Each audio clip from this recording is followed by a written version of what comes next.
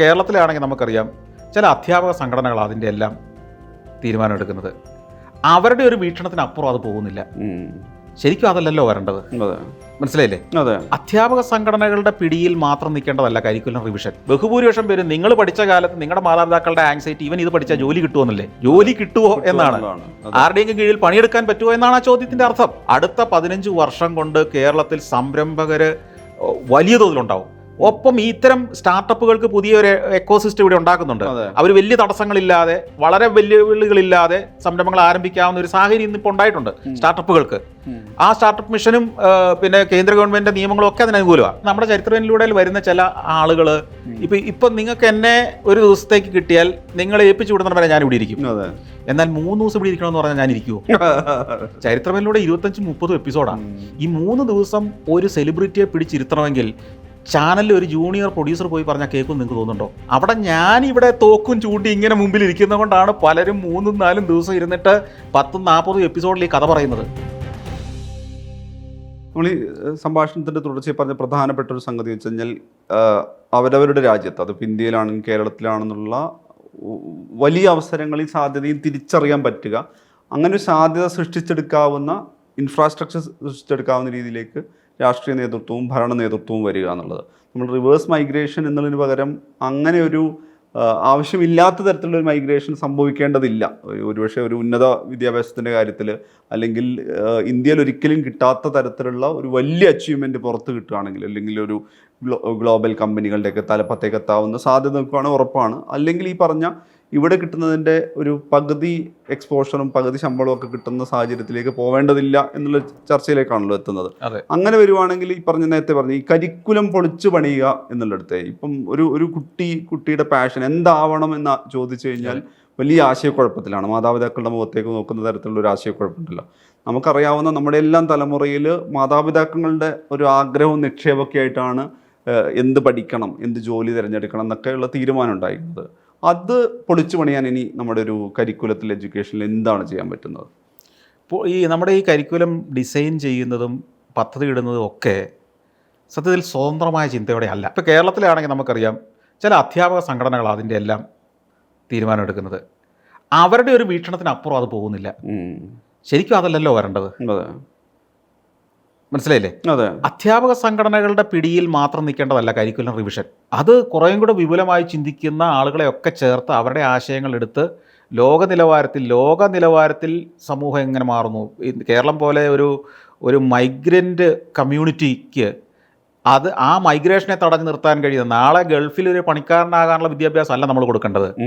കേരളത്തെ തന്നെ വളർത്താൻ കഴിയുന്ന പൗരന്മാരെ സൃഷ്ടിക്കുന്ന, സംരംഭകരെ സൃഷ്ടിക്കുന്ന, പ്രതിഭകളെ സൃഷ്ടിക്കുന്ന വിദ്യാഭ്യാസത്തെക്കുറിച്ച് നമ്മൾ ചിന്തിക്കണം. എല്ലാവരും ഡോക്ടറാകാൻ ജനിച്ചതല്ലെന്നും, എല്ലാവരും സയൻസ് പഠിക്കാൻ ജനിച്ചതല്ലെന്നും, എല്ലാവരും ചില പർട്ടിക്കുലർ കാര്യങ്ങൾക്ക് വേണ്ടി മാത്രം ജീവിതം മാറ്റിവെക്കേണ്ടവരല്ലെന്നും നമുക്ക് ആ ബോധം വരണം. അപ്പോൾ അവിടെ നമ്മുടെ ഇതുവരെ ചിന്തിച്ച വിദ്യാഭ്യാസത്തിൻ്റെ ഒരാവശ്യവും സത്യത്തിൽ ഒരു 80% ആളുകൾക്കും ഇല്ല.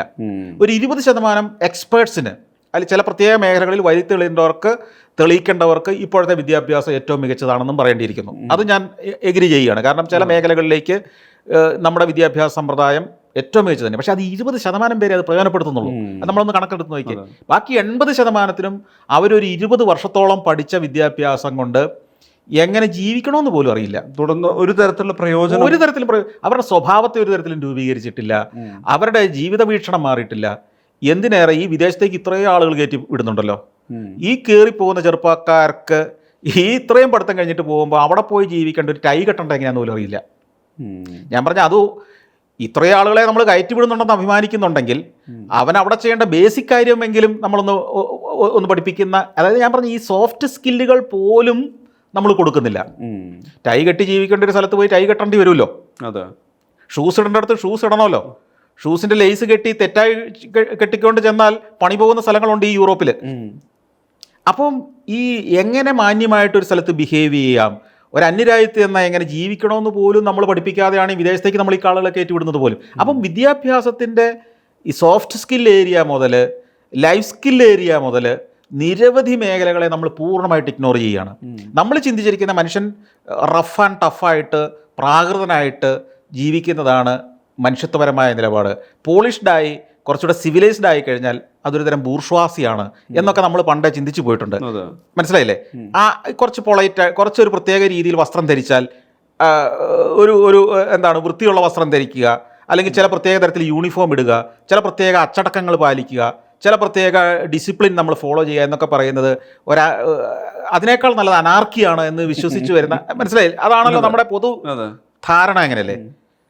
പക്ഷേ ഈ ധാരണയുള്ളവർ ഈ പണി തേടി ഈ പറഞ്ഞ നാടുകളിലേക്ക് ചെല്ലുമ്പോൾ ആ ധാരണ തിരുത്തുന്നത് മാത്രമല്ല, ഏത് തരത്തിലേക്ക് നമ്മളെ മാറ്റാൻ തയ്യാറായിട്ടുമാണ് ചെല്ലുന്നത്. എങ്കിൽ ആ മാറ്റത്തിനുള്ള ഒരുക്കം ഇവിടുന്ന് തന്നെ ചെയ്തു കൊടുത്തുകൂടെ? അതും അല്ല നമ്മൾ വേണ്ടത്.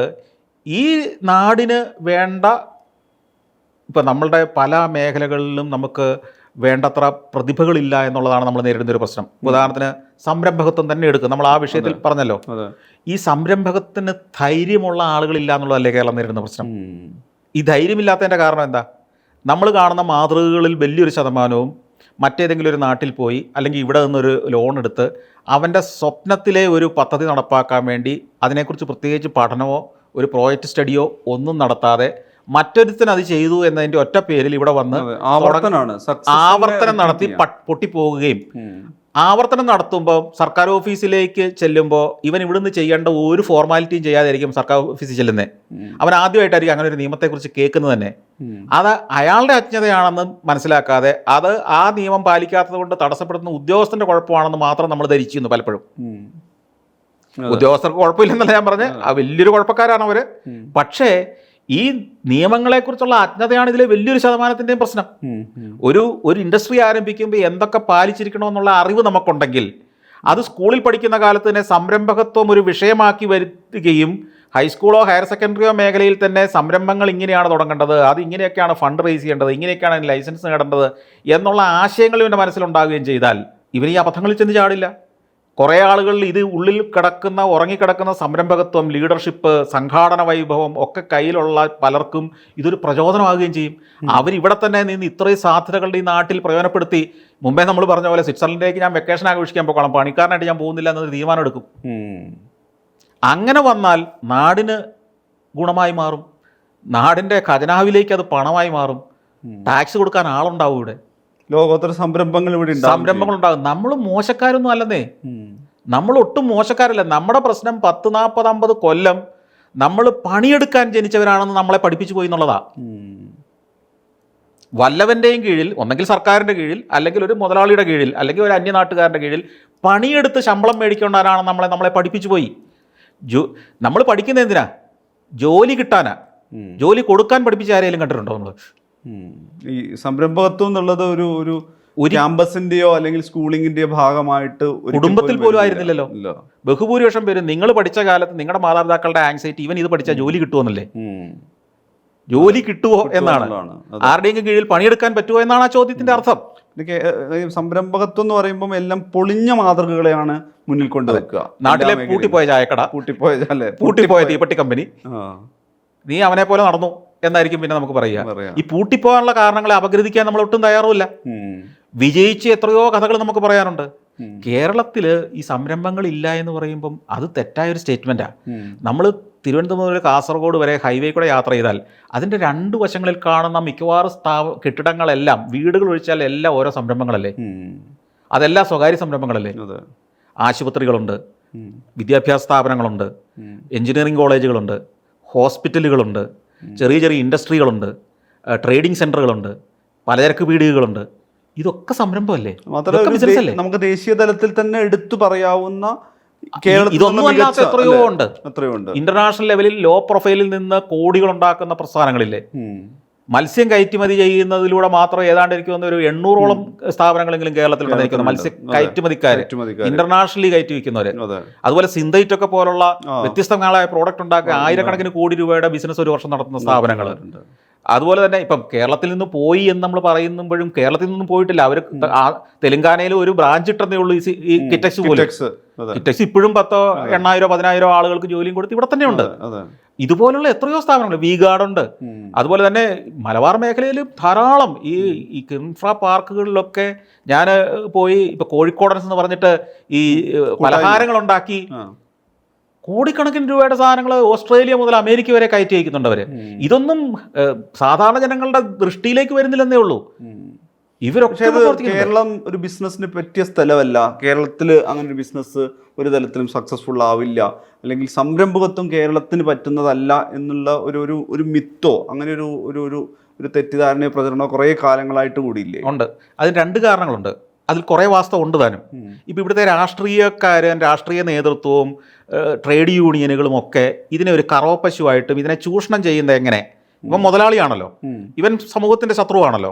അപ്പോൾ അവനെ എന്ത് ഉപദ്രവിച്ചാലും സമൂഹം നമ്മുടെ കൈയടിക്കുമെങ്കിൽ അവനെ ഉപദ്രവിച്ചിലൂടെ കുറച്ച് പൈസ ഉണ്ടാക്കുകയും ചെയ്യാം, നാട്ടുകാരുടെ കൈയടിയും കിട്ടും.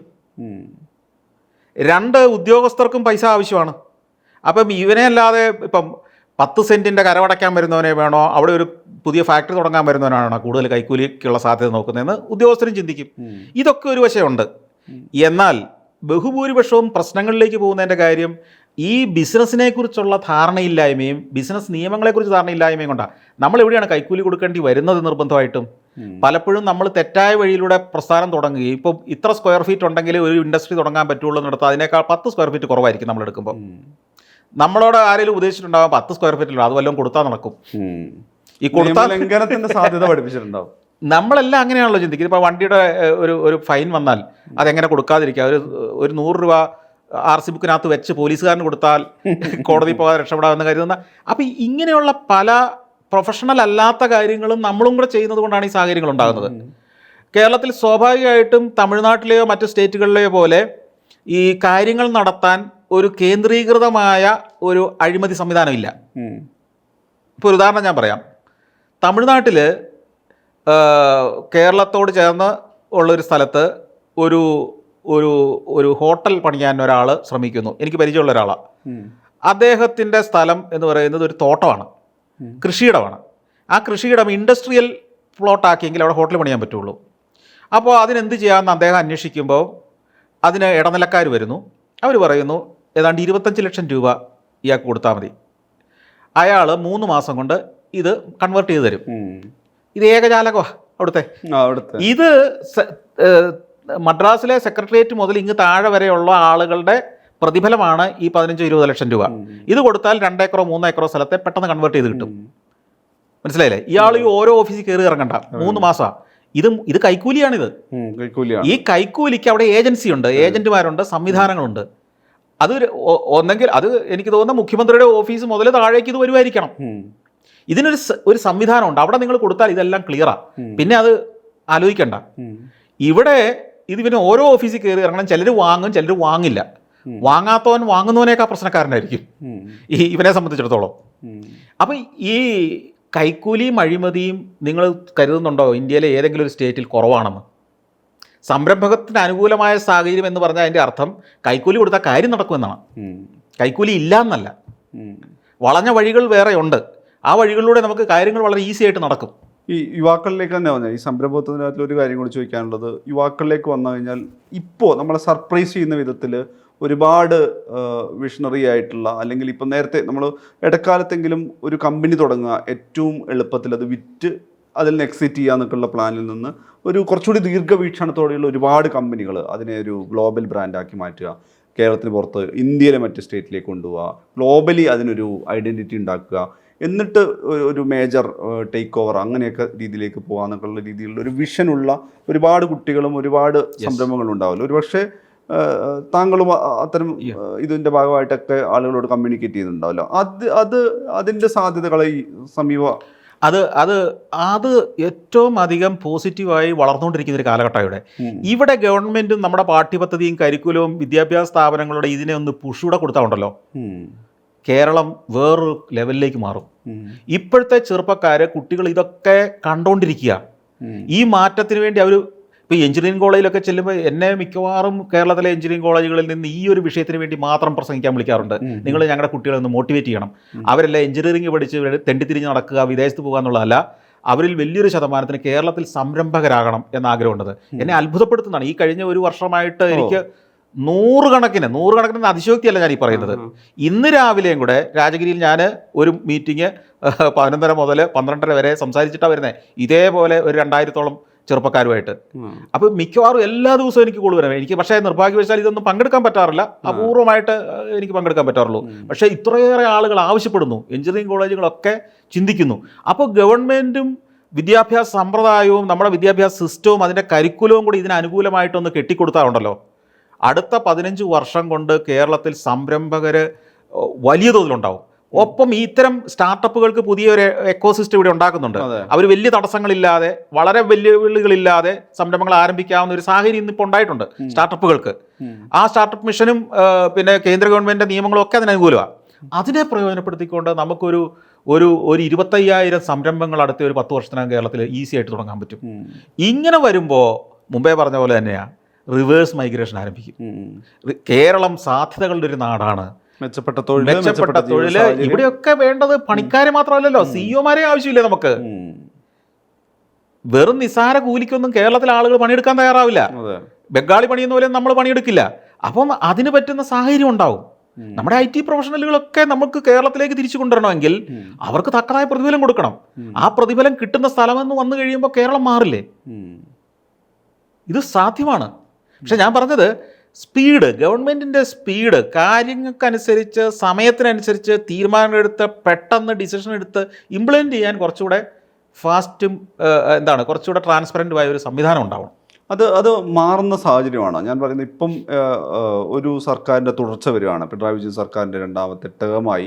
അവിടെ ഈ പറയുന്ന ആസൂത്രണ മേഖലയുമായി ബന്ധപ്പെട്ട് പ്രവർത്തിച്ചൊരു സാഹചര്യം വെച്ചിട്ട് അത് സർക്കാരൊക്കെ തിരിച്ചറിയണ്ടോ? എസ്പെഷ്യലി പിണറായി വിജയൻ അടക്കമുള്ളവരൊക്കെ ഇത് തിരിച്ചറിയണ്ടോ? ഈ വേഗം പോരാ, ഇതിനേക്കാൾ ഇച്ഛാശക്തിയോടെ ഇതിനേക്കാൾ വേഗത്തിൽ കാര്യങ്ങൾ ചെയ്യണമെന്നോ? അത് ഹോപ്പ്ഫുൾ ആണോ? അവർ തിരിച്ചറിയുന്നുണ്ടാവുമെന്നാണ് ഞാൻ കരുതുന്നത്. പക്ഷെ അത് നമുക്കത് പൊതുജനം എന്ന നിലയിൽ നമുക്കത് പലപ്പോഴും ഫീൽ ചെയ്യുന്നില്ല. ചിലപ്പോൾ അടുത്ത 2-3 വർഷം കൊണ്ട് അതൊക്കെ പലതിനും അടിസ്ഥാനം ഇടുന്നുണ്ട്, പല തീരുമാനങ്ങൾ എടുക്കുന്നുണ്ട്. ഈ പറഞ്ഞ മാറ്റങ്ങളൊക്കെ വേണമെന്ന് ഇവർക്കൊക്കെ അറിയാം, അതെനിക്കറിയാം. സംസാരിക്കുമ്പോൾ നമ്മൾ സംസാരിക്കുമ്പോഴും അവർ സംസാരിക്കുമ്പോഴും നമുക്കറിയാമല്ലോ ഇതെങ്ങനെയാണ് ഗവൺമെൻറ്റിൻ്റെ തലപ്പത്തുള്ള ആളുകൾ അതിനെ കാണുന്നതെന്ന്. അങ്ങനെ പോസിറ്റീവായിട്ട് തന്നെയാണ്. പക്ഷേ എന്തുകൊണ്ട് പലപ്പോഴും നമ്മൾ ഉദ്ദേശിച്ച സ്പീഡിൽ നടക്കുന്നില്ല എന്നുള്ളതാണ് ചോദ്യം. ഈ മാറ്റങ്ങൾ, നമ്മളീ പറഞ്ഞ ആശയങ്ങളൊക്കെ എനിക്ക് തോന്നുന്നത് കേരളത്തിലെ ഇപ്പോഴത്തെ ഗവൺമെൻറ്റിലെ ഒരാളും നമ്മൾ പറഞ്ഞതിന് വിരുദ്ധമായിട്ടൊരു കാര്യം പറയുന്നവരല്ല. എന്നിട്ടും പല കാര്യങ്ങളിലും സ്ലോ ആണ്. പക്ഷേ അതിന് അണിയറയിൽ നടക്കുന്ന മാറ്റങ്ങളൊക്കെ ചിലപ്പോൾ 1-2 വർഷത്തിനകം റിഫ്ലക്റ്റ് ചെയ്ത് തുടങ്ങുമെന്നാണ് ഞാൻ പ്രതീക്ഷിക്കുന്നത്. നമ്മൾ സഫാരിയിലേക്ക് വന്നാൽ ഒരു പ്രധാനപ്പെട്ട ഒരു സംഗതി എന്ന് ചെയ്യാനുള്ളത്, ഒന്ന് ഈ കോവിഡിന് ശേഷമൊക്കെ വന്നൊരു ഫോട്ടോ ഉണ്ടായിരുന്നു, ഈ ICUയിൽ ഇരുന്നിട്ട് സന്തോഷ് ജോർജ് കുളങ്ങര എഡിറ്റ് ചെയ്യുന്നത്. അതിലൊരു പിന്നെ ട്രോൾ ഉണ്ടായിരുന്നു, വിവാദം ഉണ്ടായിരുന്നു. എന്നാൽ ഫാൻസിന് വളരെ പ്രധാനപ്പെട്ടൊരു വൈകാരിക പ്രശ്നം ഉണ്ടായിരുന്നു. അതായത് ഇതുപോലൊരു ഇത്രയും പ്രധാനപ്പെട്ടൊരു സംവിധാനം ഒരുക്കുന്ന സമയത്ത് അങ്ങനെ ഒരു പെർഫെക്ഷനിസ്റ്റ് എന്നുള്ള രീതിയിലാണോ ഈ പറയുന്ന ഒരു മൈക്രോ മാനേജ്മെൻറ്റ് തലത്തിലേക്ക് ഇടപെടേണ്ടി വരുന്നത്? സ്വന്തം വീഡിയോ ഞാൻ തന്നെ എഡിറ്റ് ചെയ്യണം എന്നുള്ള രീതിയിലേക്ക് അതെങ്ങനെയാണ് വരുന്നത്? അല്ലെങ്കിൽ അതിനൊരു തുടർന്നും ഇത് നടത്തപ്പെട്ട ഒരു സംവിധാനം ഉണ്ടാക്കിയിട്ടില്ലേ? എന്താണ് അതിൻ്റെ ഒരു സ്ട്രക്ചർ എന്നുള്ള കാര്യത്തിൽ ഒരു മൾട്ടിപ്പിൾ ക്വസ്റ്റ്യൻസ് അന്നുണ്ടായിരുന്നു. എന്താണ് സഫാരി? അതിൻ്റെ വ്യത്യാസം ഇതാണ്. ഇപ്പോൾ സഫാരിയിൽ ഞാൻ അവിടെ എഡിറ്റ് ചെയ്തത് എൻ്റെ പരിപാടിയാണ്. അതായത് ഞാൻ ചെയ്യേണ്ട പരിപാടി മാത്രമാണ്. ആ പരിപാടി ചെയ്യാൻ ഞാനേ ഉള്ളൂ. ഇപ്പോൾ ഈ അഭിമുഖ പരിപാടി നിങ്ങൾക്ക് വേറൊരാളെ വേണേൽ വിഴുത്താമല്ലേ? നിങ്ങൾ എന്തുകൊണ്ടാണ് ഇവിടെ വന്നിരിക്കുന്നത്? കാരണം അവിടെ ഇത് നിങ്ങളുടെ പരിപാടിയാണ്. ഒന്ന്, അത് നിങ്ങളുടെ ഒരു സിഗ്നേച്ചർ പരിപാടിയാണ്. ഇതിൻ്റെ പ്രേക്ഷകർ നിങ്ങൾ ഒരു അതിഥിയായിട്ട് ചോദ്യം ചോദിക്കുന്നതാണ് കാണാൻ ആഗ്രഹിക്കുന്നത്. ഞാൻ സഞ്ചാരിയുടെ എയർ ഗ്രൂപ്പ്, ഞാൻ ആശുപത്രിയിലാന്ന് പറഞ്ഞ് വേറൊരാളെ ഇരുത്തി കാണിച്ചാൽ നിങ്ങൾ കാണുമോ? ഈ കമൻ്റ് ഇട്ട മണ്ടന്മാർ അതെങ്കിലും ഒന്ന് ചിന്തിക്കണ്ടേ? സഞ്ചാരിയുടെ എയർ ഗ്രൂപ്പ് ഞാൻ പറഞ്ഞതിനെ ഞാൻ തന്നെ എഡിറ്റ് ചെയ്യുകയാണ്. അതിൽ 30 മിനിറ്റേ സഫാരിയിൽ പോകാൻ പറ്റുള്ളൂ. സഫാരിയിൽ 30 മിനിറ്റ് കൂടുതൽ ഒരു പ്രോഗ്രാം പോവില്ല ചാനലിൽ. ഞാൻ സഞ്ചാരിയുടെ എയർ ഗ്രൂപ്പ് എപ്പോഴും പറയുന്ന 40-45 മിനിറ്റ് പറഞ്ഞെടുത്ത് വെക്കും. എന്നിട്ട് അതിനെ ട്രിം ചെയ്യും. ട്രിം ചെയ്ത് അതിനെ 30 മിനിറ്റിലേക്ക് 29 മിനിറ്റിലേക്ക് എത്തിക്കും.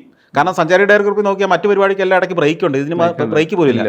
അപ്പോൾ ഈ 40 മിനിറ്റിൽ എടുത്തു വെച്ച ഞാൻ പറഞ്ഞ സഞ്ചാരിയുടെ എയർ ഗ്രൂപ്പ് ഈ 30 മിനിറ്റായിട്ട് കുറയ്ക്കാൻ ഏതെങ്കിലും ഒരു ജൂനിയർ എഡിറ്ററെ ഏൽപ്പിച്ചാൽ അവൻ അതിൻ്റെ ഏറ്റവും പ്രധാനപ്പെട്ട ഭാഗമായിരിക്കോ കട്ട് ചെയ്ത് കളയുക, ആവശ്യമുള്ളതാണോ ആവശ്യമില്ലാത്തതാണോ കട്ട് ചെയ്യുക, അവൻ എങ്ങനെ കട്ട് ചെയ്യാൻ പറ്റും? അവിടെ പറഞ്ഞ് എനിക്കല്ലേ അറിയുള്ളൂ ഇതിൽ ഏതാണ് പ്രാധാന്യമുള്ളത്. ഇതാണ് അതിൻ്റെ മർമ്മം. ആ പണി ഞാൻ ചെയ്യുന്നതുകൊണ്ടാണ് സഞ്ചാരിയുടെ എയർ ഗ്രൂപ്പ് ഇത്ര ലക്ഷം ആളുകൾ കാണുന്നത്. ഇതാണ് അതിൻ്റെ മർമ്മം. എന്നാൽ അവിടുത്തെ മറ്റ് 15 പരിപാടിയും ഞാൻ ICU കിടന്നിട്ടല്ല ചെയ്യുന്നത്. അത് ചെയ്യുന്ന പിള്ളേർ അവിടെയുണ്ട്, അവർ ആ പണി ചെയ്യുന്ന പ്രൊഡ്യൂസർമാർ അവിടെയുണ്ട്. സഞ്ചാരി ഡയറക്കുറിപ്പ് എൻ്റെ സിഗ്നേച്ചർ പ്രോഗ്രാമാണ്. എൻ്റെ മുഖത്ത് നിന്ന് ആളുകൾ കഥ കേൾക്കുന്ന പരിപാടിയാണ്. അത് 45 മിനിറ്റ് ഞാൻ എടുത്തു വെച്ച് അതിനെ 30 മിനിറ്റ് ആയിട്ട് ചുരുക്കേണ്ട ജോലി എൻ്റേതാണ്. അവിടെ ഞാൻ അനാവശ്യമായിട്ട് പറഞ്ഞതുണ്ടെങ്കിൽ അല്ലെങ്കിൽ പ്രാധാന്യം കുറഞ്ഞ കാര്യങ്ങളുണ്ടെങ്കിൽ ഏതാണെന്ന് തീരുമാനിച്ച് അതിനെ കട്ട് ചെയ്ത് കൊടുക്കേണ്ട ജോലി എൻ്റേതാണ്. അത് ഈ മീഡിയ എന്താണെന്ന് അറിയാത്ത ഒരാൾക്ക് ഇങ്ങനെ കമൻറ്റുകൾ പറയുന്നുണ്ടെങ്കിൽ നമ്മൾ അതൊന്നും ശ്രദ്ധിക്കേണ്ട കാര്യമില്ല.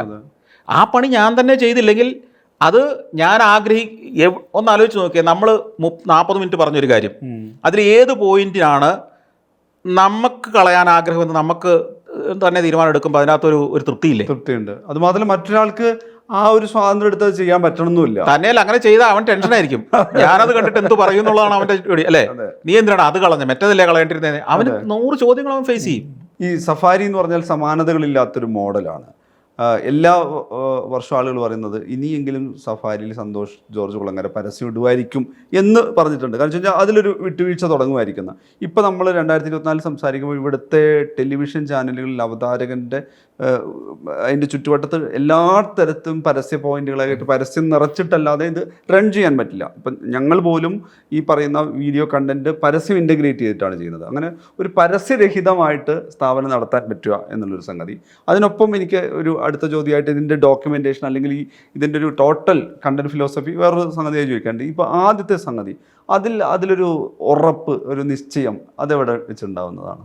ഇതിലിപ്പോൾ അതിന് സിമ്പിളായിട്ട് പറഞ്ഞാൽ മറ്റ് ചാനലുകളുടെയോ നിങ്ങളുടെയോ ഒക്കെ പോലും വൈദഗ്ധ്യം എനിക്ക് ചാനലിൽ പരസ്യം മേടിക്കാൻ ഇല്ലാത്തതുകൊണ്ട് സംഭവിച്ചു പോകുന്നതാണ്. അത് പക്ഷേ എനിക്ക് തോന്നുന്നത് അങ്ങനെ ഒരു കാര്യം എന്നോട് തന്നെ എത്രയോ പേര് പറഞ്ഞിട്ടുണ്ട്, പരസ്യമായിട്ട് സമീപിച്ചു കഴിഞ്ഞാൽ എളുപ്പമല്ല, പുള്ളി കൺവിൻസ്ഡ് ആവില്ല, പരസ്യമായിട്ട് വരുന്ന ആളുകളുടെ താല്പര്യങ്ങൾ വ്യത്യസ്തമായതുകൊണ്ടാണ്. അവർക്ക് തോന്നുന്നിടത്തെല്ലാം പരസ്യം ഇടണമെന്ന് പറഞ്ഞു വന്നു കഴിഞ്ഞാൽ അത് നമ്മളുടെ ഡ്രീം എന്താണെന്നുള്ളതാണ് ചോദ്യം. അതെ, ഈ പ്രണയവിവാഹം കഴിക്കുന്നയാൾ അമിതമായ പ്രണയത്തിൽ ഒരു പെൺകുട്ടിയെ ഉപേക്ഷിക്കാൻ വയ്യാതെ വലിയ വെല്ലുവിളികൾ നേരിട്ട് വിവാഹം കഴിക്കുന്ന ഒരാൾ കല്യാണത്തിൻ്റെ സദ്യയിൽ എത്ര വിഭവം ഉണ്ടെന്നതിലായിരിക്കില്ലല്ലോ ശ്രദ്ധ പോകുന്നത്.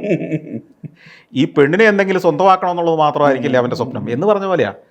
എൻ്റെ സ്വപ്നം മുഴുവൻ ഈ ചാനൽ നടത്തുകയും അതിൻ്റെ ഏറ്റവും പെർഫെക്ഷനോടുകൂടി ഏറ്റവും ഭംഗിയായിട്ട് കൊടുക്കുകയും ചെയ്യുക എന്നുള്ള. സത്യം പറഞ്ഞാൽ സഞ്ചാരി ഡയറക്കുറിപ്പിനകത്ത് ബ്രേക്ക് ഇല്ലാത്ത എന്തുകൊണ്ടാണെന്നറിയോ? ഞാൻ ആഗ്രഹിക്കുന്നത് അതാ, മനുഷ്യൻ ഒറ്റ സ്ട്രെച്ചിൽ അത് കാണണം. അതിനിടയ്ക്ക് അവൻ്റെ ബ്രേക്ക് വന്ന് അവൻ്റെ ശ്രദ്ധ പോരും. ഞാൻ പറഞ്ഞതെല്ലാം അവൻ കേൾക്കണം, ഡിസ്ട്രാക്ഷൻ ഉണ്ടാവരുത്. അതുകൊണ്ട് അതിനകത്ത് ബ്രേക്കേ വേണ്ട. അതുകൊണ്ട് ഞാൻ 40 മിനിറ്റ് പറയും. 40 മിനിറ്റ് പറഞ്ഞിട്ട് ഞാൻ തന്നെ ഇരുന്ന് കട്ട് ചെയ്ത് കാച്ചി കുറുക്കി എടുത്ത് 30 മിനിറ്റ് ആക്കും, അല്ലെങ്കിൽ 28 മിനിറ്റ് ആക്കും, 29 മിനിറ്റ് ആക്കും, എന്നിട്ടിടും. അതിനകത്തൊരു ഡിസ്ട്രാക്ഷൻ വരുന്നത് എനിക്ക് ഇഷ്ടമല്ലാത്തതുകൊണ്ട് അതിനകത്ത് പരസ്യം പോലും വേണ്ട. മറ്റു പരിപാടികൾ പോട്ടെ, അത് ഈ 30 മിനിറ്റ് കിട്ടില്ല. പല പ്രൊഡ്യൂസർമാരാണല്ലോ, ഇവന്മാരുണ്ടാക്കി വരുമ്പോൾ ചിലപ്പോൾ 24 മിനിറ്റ് ഒക്കെ ഉണ്ടാവുള്ളൂ.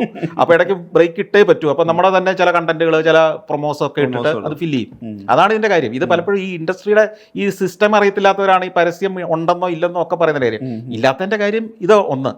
2, ഞാൻ സഫാരി തുടങ്ങുമ്പം പരസ്യമുള്ള ചാനൽ തന്നെ തുടങ്ങാമെന്നൊക്കെ വിചാരിച്ചാണ് തുടങ്ങിയത്.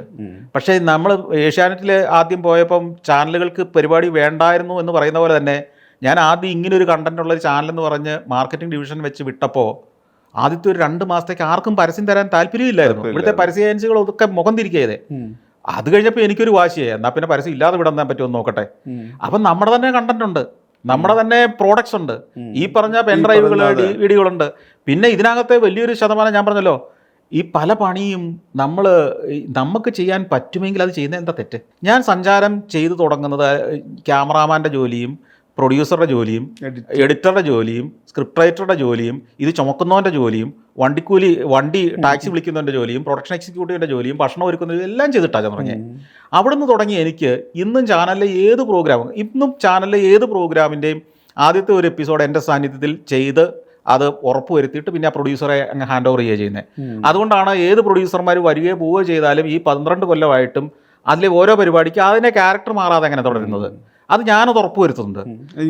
ചരിത്രം എന്നിലൂടെയൊക്കെ ഇരുന്ന് കഴിഞ്ഞിട്ടാണ് ഇപ്പോഴും ഞാൻ തന്നെയാണ് ചെയ്യുന്നത്. അതിൻ്റെ കാര്യം എന്ന് വെച്ച് കഴിഞ്ഞാൽ നമ്മുടെ ചരിത്രത്തിലൂടെ വരുന്ന ചില ആളുകൾ ഇപ്പം നിങ്ങൾക്ക് എന്നെ ഒരു ദിവസത്തേക്ക് കിട്ടിയാൽ നിങ്ങളെ ഏൽപ്പിച്ചു വിടുന്ന വരെ ഞാൻ ഇവിടെ ഇരിക്കും. എന്നാൽ 3 ദിവസം ഇവിടെ ഇരിക്കണമെന്ന് പറഞ്ഞാൽ ഞാൻ ഇരിക്കുമോ? ചരിത്രത്തിലൂടെ 25-30 എപ്പിസോഡാണ്. ഈ 3 ദിവസം ഒരു സെലിബ്രിറ്റിയെ പിടിച്ചിരുത്തണമെങ്കിൽ ചാനലിൽ ഒരു ജൂനിയർ പ്രൊഡ്യൂസർ പോയി പറഞ്ഞാൽ കേൾക്കും നിങ്ങൾക്ക് തോന്നുന്നുണ്ടോ? അവിടെ ഞാനിവിടെ തോക്കും ചൂണ്ടി ഇങ്ങനെ മുമ്പിൽ ഇരിക്കുന്നത് കൊണ്ടാണ് പലരും 3-4 ദിവസം ഇരുന്നിട്ട് 10-40 എപ്പിസോഡിൽ ഈ കഥ പറയുന്നത്. മനസ്സിലായില്ലേ? നമ്മളൊരു ഹെവി വെയിറ്റിനെ പിടിച്ചിരുത്തി ഇത്രയും കഥ പറയിക്കണമെങ്കിൽ നമ്മൾ അവിടെ നമ്മുടെ സാന്നിധ്യമാണ് അവിടെ അവരെ പിടിച്ചിരുത്തുന്നത്, അല്ല വേറൊന്നുമല്ല. ഇവരൊക്കെ എങ്ങനെയാണ് കിട്ടുന്നത്? അല്ലാതെ അതിൽ തന്നെ ഒരു എക്സ്ക്ലൂസിവിറ്റി ഉണ്ടല്ലോ. ഞാൻ ഇപ്പോൾ പറയായിരുന്നു, ഞാൻ എപ്പോഴും ആലോചിക്കാറുണ്ട്, ഡെന്നിസ് ജോസഫ് എന്ന് പറഞ്ഞ മലയാളത്തിൽ സമാനതകളില്ലാത്ത തിരക്കഥാകൃത്താണ്. അതായത് ഒരു തൊട്ടതെല്ലാം പൊന്നാക്കിയ ഒരു മാസ്റ്റർ റൈറ്ററാണ്. ഒരുപക്ഷെ സഫാരിയിലെ ഈ ഒരു പ്രോഗ്രാം സീരീസ് ഇല്ലെങ്കിൽ പത്രമാധ്യമങ്ങളുടെ ഒന്നാം പേജുകളിലോ പത്രമാധ്യമങ്ങളിലോ ടെലിവിഷൻ അടക്കം എല്ലാ ടോട്ടൽ മീഡിയയിൽ ഈ കണ്ട ഒരു പ്രാധാന്യം, പ്രാമുഖ്യം, അദ്ദേഹം അറിയിച്ച പ്രാമുഖ്യമാണത്. പക്ഷേ ഈ സഫാരിയിലൂടെയുള്ളൊരു കഥ പറച്ചിലും ചരിത്രം പറച്ചിലും ഇതില്ലായിരുന്നെങ്കിൽ കിട്ടില്ല. ഒരുപാട് പേരെ ഈ ആളുകളുടെ മെമ്മറിയിലേക്ക്, ഓർമ്മപദങ്ങളിൽ, ദൃശ്യപദങ്ങളിലേക്ക് തിരിച്ചെത്തിക്കുകയാണ് ചെയ്യുന്നത്. നമ്മൾ മെയിൻ സ്ട്രീം മീഡിയ ഒരു ഘട്ടത്തിലും ചെയ്യാത്തൊരു കാര്യമായിരുന്നു അത്. ഞാൻ പറഞ്ഞാൽ അതെങ്ങനെയാണ് അതിൻ്റെ ഒരു ടോട്ടൽ കോൺസെപ്റ്റ് സാധ്യമാക്കിയത്? അല്ല, ഞാൻ എപ്പോഴും ഈ ചരിത്രമെന്നിലൂടെ എന്നുള്ള ആശയം, സഫാരിയിലെ എല്ലാ പ്രോഗ്രാം ഞാൻ പറഞ്ഞത് അത് ഈ ഞാൻ എല്ലാത്തിൻ്റെ ആശാനാണെന്ന് പറയാൻ വേണ്ടിയിട്ട് പറയുന്നതല്ല.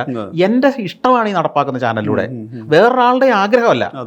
എൻ്റെ ആഗ്രഹം. മറ്റൊരു ടെലിവിഷൻ്റെ എല്ലാ പ്രോഗ്രാമിനും മുൻമാതൃകയുണ്ട്, ഇതിനൊരു മുൻമാതൃക ഇല്ലല്ലോ. എല്ലാം ഒറ്റയ്ക്കൊറ്റയ്ക്കുള്ള. അതെ പറഞ്ഞ അതെല്ലാം നമ്മുടെ മനസ്സിലുണ്ടായ ആഗ്രഹമാണ്. ഇപ്പോൾ ആർക്ക് വേണേലും നല്ല ആശയം കൊണ്ടുവരാം, പക്ഷെ കൊണ്ടുവരാത്ത എൻ്റെ കുഴപ്പമാണോ? അപ്പോൾ നല്ല ആശയങ്ങളും പുതിയ പ്രോഗ്രാമിന്റെ കണ്ടന്റും ഞാൻ തന്നെ ഉണ്ടാക്കേണ്ടി വരുന്നു. അത് ഭാഗ്യവശാലോ നിർഭാഗ്യവശാലോ അതാണ് ഇന്ന് സഫാരി പ്രേക്ഷകർ കാണുന്നത്.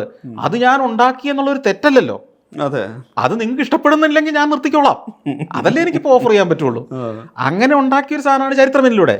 ചരിത്രമെന്നിലൂടെ ഞാൻ ചിന്തിച്ചെന്താ, എല്ലാ മനുഷ്യർക്കും വ്യത്യസ്തമായ ജീവിത കഥകളുണ്ട്. അതിൽ നമ്മളിപ്പോൾ മമ്മൂട്ടിയെ വിളിച്ചിരുത്തിയാൽ മമ്മൂട്ടിയുടെ ഇപ്പോഴിറങ്ങിയ സിനിമ, അല്ലെങ്കിൽ ആദ്യത്തെ സിനിമ, അല്ലെങ്കിൽ ഏറ്റവും വിജയിച്ച 10 സിനിമ, ഇങ്ങനെ അരമണിക്കൂർ ഈ മനുഷ്യനെ കിട്ടും. എന്നാൽ ഈ മനുഷ്യന് ബാല്യകാലം മുതൽ എന്തെല്ലാം കഥകളുണ്ടാവും പറയാൻ. ഇത് മുഴുവൻ ആ മനുഷ്യൻ തന്നെ പറയുകയാണെങ്കിൽ, ഞാനത് എൻ്റെ ചിന്തയിലേക്ക് അങ്ങനെ വന്നത്, ഇപ്പം EMS നമ്പൂതിരിപ്പാട് മരിച്ചു, അല്ലെങ്കിൽ വൈക്കം മുഹമ്മദ് ബഷീർ മരിച്ചു, അവർ ഇരുന്ന് അവരുടെ ജീവിത കഥ പറയുന്ന ഒരു സാധനം ഉണ്ടായിരുന്നെങ്കിൽ ഒന്ന് ആലോചിച്ച് നോക്കിയാൽ, നമ്മളിപ്പോൾ ആഗ്രഹിക്കുന്നില്ലേ? ഒരു 5-6 എപ്പിസോഡെങ്കിലും ഉണ്ടായിരുന്നെങ്കിൽ നമ്മൾ ആഗ്രഹിക്കുന്നില്ലേ? അത് അസാധ്യമായ ഒരു കാര്യമായിരുന്നോ? അല്ലല്ലോ. ഈ മീഡിയ ഒക്കെ ഉണ്ടായതിനു ശേഷമല്ലേ അവരൊക്കെ മരിച്ചത്. നമ്മൾ അങ്ങനെ ആർക്കൈവ് ചെയ്ത് വെച്ചില്ലല്ലോ. ഈ ബഷീർ പറഞ്ഞു എന്ന് പറഞ്ഞ് മറ്റു പലരും പറയുന്നല്ലേ ഇപ്പോൾ ഉള്ളൂ. അത് നേരാണോ അല്ലയോ അതിന്റെ വസ്തുത ആർക്കറിയാം. എന്നാൽ ഡെന്നിസ് ജോസഫ് ഈ പറഞ്ഞവരുടെ കഥാപാത്രങ്ങളും ആയിരിക്കും വലിയ കഥാപാത്രങ്ങൾ. അങ്ങനെ ഒരു ചിന്തയിൽ ഞാൻ ചിന്തിച്ചത്, എന്തുകൊണ്ട് ഇപ്പോൾ ജീവിച്ചിരിക്കുന്നവരെ കുറിച്ചെങ്കിലും അവർ ഏത് വലിയ വലിയ രാഷ്ട്രതന്ത്രജ്ഞനൊന്നും ആവണ്ട, വലിയ ശാസ്ത്രജ്ഞനാവണ്ട, ഒരു സാധാരണക്കാരൻ, ഒരു സാധാരണ പട്ടാളക്കാരന് പോലും നമ്മളാരും കാണാത്ത ഒരു ജീവിത കഥയില്ലേ പറയാൻ? ഉണ്ട്. അവൻ നേരിട്ട വലിയൊരു സംഘർഷമില്ലേ, അവൻ നേരിട്ട ഒരു അപമാനമില്ലേ, അവൻ നേരിട്ട വലിയൊരു പ്രതിസന്ധിയില്ലേ, പരാജയമില്ലേ, വിജയമില്ലേ, അവന്റെ എക്സൈറ്റ്മെന്റ് ഇല്ലേ? ഇതൊക്കെ നമുക്ക് കേൾക്കുന്ന, അതൊക്കെ അല്ലേ അല്പം കളർ കൂട്ടി സിനിമയായിട്ട് പുറത്തിറങ്ങുന്നത്. അതിന്റെ നിറം കൂടുന്നല്ലേ ഉള്ളൂ ഈ ന്യൂ ജനറേഷൻ സിനിമകളൊക്കെ എന്ന് പറയുന്നത്. അല്ലാതെ വലിയ അസാധാരണമായ കാര്യങ്ങളൊന്നും അല്ലല്ലോ, അതിമാനുഷമായ കാര്യങ്ങളല്ലല്ലോ. സഫാരി പറഞ്ഞ കഥകളിൽ തന്നെ സിനിമ ഉണ്ടായിട്ട്. അതെ. അപ്പം അതിനെ നമുക്ക് എന്തുകൊണ്ട് ഒരാളെ വിളിച്ചിരുത്തി ഇങ്ങനെ അങ്ങ് പറയിച്ചുകൂടാ? അപ്പം അയാൾ പ്രേക്ഷകന്റെ കണ്ണിൽ നോക്കി പറയുന്ന പോലെ ലെൻസിൽ നോക്കി പറയണം. അപ്പം ഞാൻ അതിന്റെ പുറകെ, ലെൻസിന്റെ പുറകെ ഞാനിരിക്കണം. കാരണം ഈ ആശയമായിട്ട് വരുമ്പോൾ ആദ്യം ഞാൻ എടുക്കുന്നത് മാമുക്കോയാണ്. അദ്ദേഹം സമ്മതിച്ചു. മാമുക്കോയോട് പറയുമ്പോൾ അഭിമുഖമാണ് ഞാനിരിക്കുക. ഞാൻ പറഞ്ഞു അങ്ങനെയല്ല, ഞാൻ ക്യാമറയുടെ തൊട്ട് പുറകിൽ ഞാൻ കണ്ണ് നോക്കിക്കൊണ്ടിരിക്കുന്നുണ്ടാവും. എവിടെയാണോ പറഞ്ഞ് അങ്ങ് നിൽക്കുന്നത് ഞാൻ അടുത്ത ചോദ്യമായിട്ട് അങ്ങ് ചോദിച്ചോളാം. അങ്ങനെ ഞാൻ ക്യാമറയ്ക്ക് പുറകിലിരുന്ന് ഈ മാമുക്കോയെ അങ്ങനെ 3 ദിവസം കോഴിക്കോട്ട് ഏത് ഹോട്ടലാണെന്ന് ഞാൻ മറന്നുപോയി, ആ ഹോട്ടലിൽ കൊണ്ടുവരുന്നു, പിന്നെ കുറച്ച് പുറത്ത് വെച്ചെടുക്കുന്നു. ഇവിടെ ഇങ്ങനെ ഈ 3 ദിവസം മനുഷ്യൻ ഇരിക്കുന്നത് ഞാനായതുകൊണ്ടായിരുന്നത്. ഞാൻ അവിടുത്തെ ഒരു പ്രൊഡ്യൂസറെ വിട്ടാൽ ആദ്യത്തെ ദിവസം കഴിയുമ്പോൾ മാമുക്കോയെ മുങ്ങും. മൂപ്പരായത് മതി, ഇതൊക്കെ വെച്ചിട്ട് അങ്ങനെ അഡ്ജസ്റ്റ് ചെയ്താൽ മതി എന്ന് പറയും. നാളെ എനിക്ക് വേറെ തിരക്കുണ്ടെന്ന് പറയും. ഞാൻ എൻ്റെ ഒരു നയചാതുരിയും എൻ്റെ ചില ഇൻഫ്ലുവൻസും ഒക്കെ കൊണ്ട് ഞാൻ രാവിലെ അങ്ങ് വരും കേട്ടോ വീട്ടിലോട്ട് എന്ന് പറഞ്ഞിട്ട് അത് വീട്ടിൽ കൊണ്ട് വിടുകയുള്ളൂ. പുള്ളിക്ക് നോ പറയാൻ പറ്റാത്ത രീതിയിലാക്കി രാവിലെ വണ്ടിയായിട്ട് ഞാൻ നേരം വിളിക്കുമ്പോൾ അവിടെ ഉണ്ട്. ഇതൊക്കെയാണ് നമ്മളെ അവരിൽ നിന്ന് വ്യത്യസ്തരാക്കുന്നത്. അതെല്ലാം ഈ പറഞ്ഞ പിള്ളേർക്കുണ്ടാവണമെന്നില്ലല്ലോ, നമ്മുടെ ആഗ്രഹങ്ങൾ കൂടിയാണ്. അപ്പോൾ അവർ വഴങ്ങും അതിന്. തന്നെയല്ല, അവർ പറയാത്ത കാര്യങ്ങൾ, പറയാൻ ആഗ്രഹിച്ച കാര്യങ്ങൾ നമ്മൾ ഓർമ്മിപ്പിച്ച് അവരെ കൊണ്ട് അവരുടെ ജീവിതത്തിന്റെ ഒരു കഥ നാളെ വേണമെങ്കിൽ ഒരു പുസ്തകമാകുന്നത് പോലെ പറയിക്കുകയാണ്. ഒരു ദിവസം കഴിയുമ്പോൾ ഇവരും അതിന്റെ ത്രില്ലിലേക്ക് വരും. ഈ ത്രില്ല് നമ്മൾ ഉണ്ടാക്കണം, അവർക്ക് ആ കംഫർട്ട് കൊടുക്കണം. അവിടെ ഇപ്പം ചിലർക്ക് വലിയ താല്പര്യമുണ്ട്, അവർ ഞാനൊന്നും ഇരിക്കണം. ചില എപ്പിസോഡുകളിലൊന്നും ഞാൻ ഇരിക്കാറില്ല. ചില നല്ല ഫ്ലോയിൽ പറഞ്ഞു തുടങ്ങിയെന്ന് എനിക്ക് മനസ്സിലായി കഴിഞ്ഞാൽ ഞാൻ ഉടനെ അതിൻ്റെ പ്രൊഡ്യൂസറെ ഒരാളെ വിളിച്ചിരുത്തിയിട്ട് നിങ്ങളങ്ങ് തുടർന്നോളൂ എന്ന് പറഞ്ഞിട്ട് ഞാൻ ഏറ്റുപോകും. പക്ഷെ തുടങ്ങുന്നിടത്ത് ഞാൻ ഉണ്ടാവും മിക്കവാറും എല്ലാവരുടെയും. മിക്കവാറും നല്ല കണ്ടീഷൻ അല്ലേ, അവർ കംഫർട്ടായി അങ്ങനെ ഫ്ലോയിലായി കഴിഞ്ഞാൽ ഓക്കെ. എന്നാൽ ചിലരങ്ങനെയല്ല, പോകാൻ വേണ്ടിയാ വരുന്നത് തന്നെ. മരങ്ങാട്ടുപള്ളിയിലേക്കാണല്ലോ വരുന്നത്. അതെ, എങ്ങനെ ഇവിടെ നിന്ന് പോകാം ഇത്രയും പറഞ്ഞിട്ട് പോരെ, നമുക്കിത് പോരെ എന്ന് ചോദിച്ചോണ്ടിരിക്കും. അവരെ പിടിച്ചിരുത്തണമെങ്കിൽ നമ്മൾ വേണം. പ്രേക്ഷകർ എപ്പോഴും പറയും ഇത് 30 എപ്പിസോഡാണ്, 40 എപ്പിസോഡ്. ഇതെങ്ങനെ 30 എപ്പിസോഡ് അത്ഭുതപ്പെടുത്തുന്നതാണ്. കാരണം വെച്ച് കഴിഞ്ഞാൽ അവര് മാത്രമുള്ള 30 എപ്പിസോഡ് എന്ന് പറയുമ്പോഴേ വേറെ ഫില്ലേഴ്സ് ഇല്ല, ഇൻസേർട്ട് ഇല്ല, ഒന്നുമില്ല, വിഷ്വൽസ് ഒന്നുമില്ല, പരസ്യം പോലും. ഇത് മനുഷ്യൻ ബോറടിക്കാതിരുന്ന് കാണുകയും വേണ്ടേ? അപ്പോൾ അതിന് പറ്റുന്ന രീതിയിലേക്ക് ചിലപ്പോൾ നമ്മളൊരു സംഭവത്തിൽ നിന്നായിരിക്കും കഥ തുടങ്ങുക. ചിലപ്പോൾ നമ്മൾ, ഞാൻ പറഞ്ഞത് ഇപ്പം നിങ്ങൾക്ക് പകരം ആളെ വെക്കാത്തത് ഒരു കഴിവുകേടായിട്ട് നമുക്ക് MD കുറിച്ചും വേണേൽ പറയാൻ മേലേ, പത്മരാജനെ കുറിച്ച് പറയാൻ മേലേ, ഭരതനെ കുറിച്ച് പറയാം. ഇവരൊന്നും പകരം ആളെ വെക്കാതെ മരിച്ചു എന്നുള്ളത് ഒരു കുറ്റമായിട്ട് കാണാൻ മേലേ. അതെ, അതിലിപ്പോ ഈ ഡെന്നിസ് ജോസഫിന്റെ സ്പെസിഫിക് ആയി പറയുവാണെങ്കിൽ വൈകാരികമായിട്ട് വലിയ സ്വാധീനിച്ചൊരു സംഗതി കൂടിയായിരിക്കുമല്ലോ. ഡെന്നിസ് ജോസഫ് മാത്രമല്ല, അങ്ങനെ പലരും അങ്ങനെ ഉണ്ട്. പലരും അവരുടെ ജീവിതം പലപ്പോഴും ആളുകൾ ഇങ്ങനെയും കൂടി ഉണ്ട് എന്നൊരു ജീവിതം ഒന്നും അറിഞ്ഞത്. ഇപ്പം ഈവൻ കുഞ്ഞാലിക്കുട്ടി, PK കുഞ്ഞാലിക്കുട്ടിയുടെ ജീവിതം പോലും കഥ പറയുമ്പോൾ ഈ മനുഷ്യന്റെ ഒരു ജീവിതം ഇങ്ങനെയാണ് എന്നൊക്കെ പല ആളുകളും അറിഞ്ഞത്. വിവാഹത്തിന്റെ കഥയൊക്കെ അതാ പറഞ്ഞത്. അങ്ങനെ ബാല്യകാലം, വീട്ടിലെ സാഹചര്യങ്ങൾ, അന്നത്തെ ബന്ധങ്ങൾ, ഇങ്ങനെ നിരവധി കാര്യങ്ങളുണ്ട്. അപ്പം ഇത് ബാല്യം മുതലുള്ള കഥയല്ലേ ഇങ്ങനെ വരുന്നത്. ഒരു ഇത് വീഡിയോ ബയോഗ്രഫി ആണല്ലോ. ബയോഗ്രഫി, ഇത് ബയോഗ്രഫി തന്നെ. ഞാൻ അവരോട് പറയുന്ന ഇതാണ്, നിങ്ങളുടെ ജീവിതത്തിന്റെ കഥ നമ്മൾ ഡോക്യുമെന്റ് ചെയ്യുകയാണ്. ഇതൊരു ആത്മകഥയാണ്. ഈ ആത്മകഥ വേണമെങ്കിൽ നിങ്ങൾക്ക് ഒരു കാര്യം കൂടെ ചെയ്യാം. ഇത് ടെലികാസ്റ്റ് ചെയ്തതിന് ശേഷം ഇത് ഒരാളെ ആരെങ്കിലും എഴുതാൻ ഏൽപ്പിച്ചു കഴിഞ്ഞാൽ അവരിത് എഴുതി തരും. അത് നിങ്ങളുടെ പുസ്തകമാണ്. നിങ്ങൾ തന്നെ മെനക്കെടണമെന്നില്ല. ഇത് ആരെങ്കിലും എഴുതാൻ അറിയുന്ന ആളുകളെ ഏൽപ്പിച്ചു കഴിഞ്ഞാൽ ഈ കഥ അതുപടി ഒരു പുസ്തകമാക്കി തരാൻ ഉള്ള സംവിധാനം കൂടെ ഉണ്ടാക്കാം. അതിൻ്റെ ഒന്നും ആവശ്യമില്ല. ഇത് യൂട്യൂബിൽ അവിടെ കിടപ്പുണ്ട്. എത്രയോ കാലശേഷവും നിങ്ങളെക്കുറിച്ച് ആർക്കെങ്കിലും അറിയണമെന്നുണ്ടെങ്കിൽ യൂട്യൂബിൽ സഫാരിയുടെ അല്ലെങ്കിൽ യൂട്യൂബിൽ നിങ്ങളുടെ പേരങ്ങ് സെർച്ച് ചെയ്താൽ അവിടെ നിങ്ങളുടെ കഥ നിങ്ങളുടെ മുഖത്തു നിന്ന് തന്നെ ആളുകൾ കേൾക്കുകയാണ്. അതിൽ പരം ഒരു ഡോക്യുമെന്റേഷൻ എന്താണ് ഒരു ലോകത്തുള്ളത്? ഇത് നമുക്ക് ശ്രീനാരായണ ഗുരുവിനെ കുറിച്ച് ഒന്ന് കേൾക്കണമെന്നുണ്ട്, നടക്കുമോ? ശ്രീനാരായണ ഗുരുവിൻ്റെ വീഡിയോ ഫുട്ടേജോ ഫിലിം ഫുട്ടേജോ പോലും നമുക്ക് ലഭ്യമല്ല. 1920-കളിൽ അദ്ദേഹം മരിക്കുന്നത്. 1900-ന്റെ ആദ്യം തന്നെ സിനിമയുണ്ടായി ഇല്ലേ? ചാർലി ചാപ്ലിൻ്റെ സിനിമകളൊക്കെ സൂപ്പർ ഹിറ്റുകളൊക്കെ ആ കാലഘട്ടത്തിൽ ഉണ്ടാകുന്നത്. നമ്മുടെ ആർക്കും ഇദ്ദേഹത്തിന്റെ ഒരു ഫുട്ടേജ് എടുത്തു വെക്കണമെന്ന് തോന്നിയില്ല. ഡോക്യുമെന്റ് ചെയ്യപ്പെട്ടത് എത്രയോ പേരാണ്. ടെക്നോളജി ഇല്ലാത്തതുകൊണ്ടല്ലത്, അന്ന് ടെക്നോളജി ഉണ്ട്. ഈ ആലോചനയും ഈ പറയുന്ന ഒരു ഇത്ര ദീർഘവീക്ഷണമാണ്. ഞാൻ ഇപ്പൊ ഡെന്നിസ് ജോസഫ് എന്നല്ല, ഓരോ ആളെ ഞാൻ കാണുന്നത് ഇവരിലൊരു കഥയുണ്ട്. ഇവരിൽ മനുഷ്യർക്ക് സമൂഹത്തിന് അറിയാൻ ആഗ്രഹിക്കുന്ന അല്ലെങ്കിൽ അവരെ അത്ഭുതപ്പെടുത്തുന്ന ഒരു സംഭവം ഇവരുടെ ഉള്ളിലുണ്ട്. ഇവരതെല്ലാം കടന്നു. നമുക്കൊക്കെ ഇല്ലേ പറയാനൊരു കഥ, മറ്റാർക്കും ഇല്ലാത്ത കഥയല്ലേ അത്. ആ കഥ ചിലർക്ക് 100 എപ്പിസോഡുള്ള കഥ കാണും, ചിലർക്ക് 2 എപ്പിസോഡിനെ കാണുള്ളൂ. അത്രയുള്ള വ്യത്യാസം. എന്നെ ഇപ്പോഴും അത്ഭുതപ്പെടുത്താണ് ഇത് ഇത്രയും 30+, 20+, ഇത്ര എപ്പിസോഡുകളിലേക്ക് 65 എപ്പിസോഡ് പോയ ആളുകളുണ്ട്. അല്ലെ, ഒരേ ആവേശത്തിൽ ഒരേ ഊർജത്തിൽ ഇരിക്കണമല്ലോ. അതാണ് ഞാൻ ഈ പറഞ്ഞത്. ആ ഇരുത്തലിന് നമ്മുടെ സാന്നിധ്യം ചിലപ്പോൾ ആവശ്യമാണ്. മനസ്സിലായില്ലേ? അതാണ് ഞാൻ മുമ്പിൽ വെക്കുന്നത്. അതിന് പകരം നിങ്ങൾ പറയുന്ന ഒരാളിൽ നിന്നാലൊന്നും ഈ 60 എപ്പിസോഡിന് ആളെ കിട്ടില്ല. ഇവർക്കൊക്കെ വേറെ തിരക്കുള്ളവരാണ്. അവിടെ നമ്മളുടെ സാന്നിധ്യം കൊടുക്കുന്ന ഇപ്പൊ ചിലർ പറയുമ്പോൾ ചില കാര്യങ്ങൾ നമ്മൾ അനുസരിക്കേണ്ടി വരില്ലേ? അതിന്റെ കാര്യമുണ്ട്. അതാണ് ആ വ്യത്യാസം. കേരള ടൂറിസത്തിന്റെ ഒരു പ്രശ്നം അതാണ്. ഒരു ടൂറിസം ഡയറക്ടർ ഇരിക്കുമ്പോൾ ആവേശപൂർവ്വം ഒരു പ്രോജക്റ്റ് തുടങ്ങും. അങ്ങനെ ഒരു 1.5 കൊല്ലം കഴിയുമ്പോൾ പല കാരണത്താൽ മാറിയിട്ട് പുതിയൊരു ഡയറക്ടർ വരും. അങ്ങേർക്ക് ഇത് എന്തിനാ ഇയാൾ തുടങ്ങിയെന്നുള്ളതിൻ്റെ ഒരു വിഷൻ ഉണ്ടാവില്ല. അതിനെക്കുറിച്ച് മനസ്സിലായിട്ടും ഉണ്ടാവില്ല.